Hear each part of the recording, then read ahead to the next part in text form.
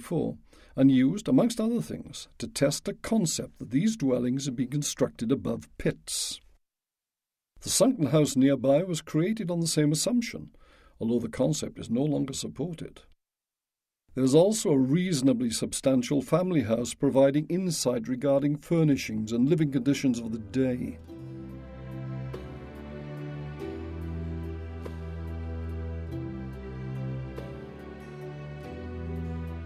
Next to it is the hall, hardly a great hall, illustrating that in a small community such as this, it was little larger than many other buildings. These reconstructions were aided by archaeologists' interpretation of Beowulf's poem. Beowulf's struggle with Grendel took place in the king's mead hall, its name indicating this alcoholic drink had an important role in ceremonies carried out here. In Seamus Heaney's outstanding Beowulf translation, an attendant stood by with a decorated pitcher, pouring bright helpings of mead, and the minstrel sang, filling the hall with his clear voice. But that was a far larger structure than existed at West Stow. Well, the interesting thing about West Stow is that archaeology can only give us so much of the information. From that we get burned posts, we get some remains about the houses, but the Beowulf story gives us much more information on things that archaeology can't tell us. For example, in the Beowulf story we get this idea of a hall surrounded by houses, and that's how we've reconstructed West Stow. At Whitchurst, close to the Kentish coast where the earliest Saxon warriors landed, another hall being reconstructed formerly covered 200 square metres, or over 1,800 square feet in area, more resembling Heorot in scale, although in the poet's rich imagination the latter surpassed all. Yet there would have been similarities, even though a king's hall must have contained finely carved furniture and been hung with colourful tapestries. Hrothgar's Heorot had been wonder of the world forever, a hall of halls where he doled out rings and talks at the table. Gold threads shone in the wall hangings. West Stow buildings help understand Anglo-Saxon daily life, their weaving house indicating that this was a society dependent upon specialised skills, while the varying quality of other structures reveal not all village dwellers were of the same social status. Buildings had panels of wattle and daub between their timber frames, a mixture of clay, wool or hair and cow dung spread over interwoven hazel rods, a system long continued in British rural areas, either washed with lime or spread with tallow to render them waterproof. What people made up this apparently peaceful community, and how would the exploits of Beowulf and his loyal band have affected them? The people who lived here in West Stow, these early English, these first Anglo-Saxons, were a mixture of different tribes from different places. But archaeology tells us that they carried spears and shields, and the more important of them actually had swords. So in that way, they are very, very similar to the kind of warriors we hear about in the Beowulf story. I think the other thing that is interesting is that we're talking about a small village here with not that many people in it. And in these early times, the times of Beowulf, a gang of maybe 10 men is quite a formidable force. And so it's interesting that the scale of these early operations. 10 warriors would indeed be a force to reckon with. And if they were skilled warriors, like Beowulf and his men, then they certainly would have been a formidable adversary for anybody.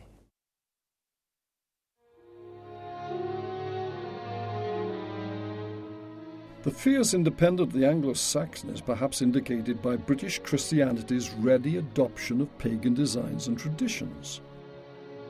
Northern culture and its designs would spread widely, which is appropriate, since Beowulf's peoples believed a great serpent lay tail and mouth beneath the sea, forming a circle encompassing all mankind.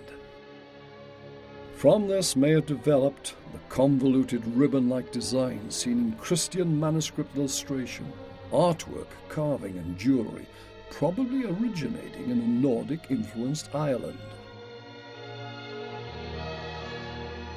In contrast with the often poor and sandy soils of former Baltic homelands, whose subsistence-level economy inspired raiding and warfare in order to survive, England's attraction lay in it being a naturally rich country possessing woodlands and soils that bestowed prosperity upon the newcomers. This induced the mass immigration, although whether Romano-British peoples were absorbed or driven westwards is still conjectural. Anglo-Saxon tribes would soon lap against the Welsh mountains, and like the Romans before them, conclude that containment of its warlike peoples was better than outright conquest. By the mid-8th century, Mercia's still pagan king Offa had marked and protected his territories with what is still Europe's longest earthwork. Offa's dyke runs along the north-south length of Wales from Chepstow to near Prestatyn on the North Wales coast, much of its 170 miles of mound and ditch still clearly visible crossing border valley and hill. Offa was one of the greatest kings of Mercia, a kingdom that frequently vied for the paramount position amongst all British kingdoms. His dyke, that drew a boundary between Saxon and Welsh territory, remains one of the greatest engineering works undertaken in Britain prior to the Industrial Revolution, demonstrating the power and organisation of these so-called Dark Age kings. Indeed, Offa's Mercia has been suggested as possible birthplace of the Beowulf epic, because the poem contains a song of praise to an ancestral Nordic king named Offa. Such fulsome praise, providing their monarch with reflected glory, appears to have been typical Saxon practice. What we see in the case of Offa the Old, though he is subsumed to be a specifically Mercian ancestor in the Mercian royal pedigree, almost certainly because it suited Offa's own political circumstance of the 8th century, we see evidence on a wider basis that Offa was regarded as a general English ancestor of the people as a whole. And so we get Offas in other pedigrees. And this is an important point, I think is sometimes overlooked by the Mercian local patriots. Like its Nordic predecessors, Offa's palace would have been a visible symbol of authority and wealth, wherein would gather the king's personal warriors, whose loyalty depended much upon such gifts he could bestow. When raiding and warfare was impossible, king and warriors would carouse in torch-lit halls, at tables laden with platters bearing pig meat or eels, while mead, beer and cider flowed in copious measure.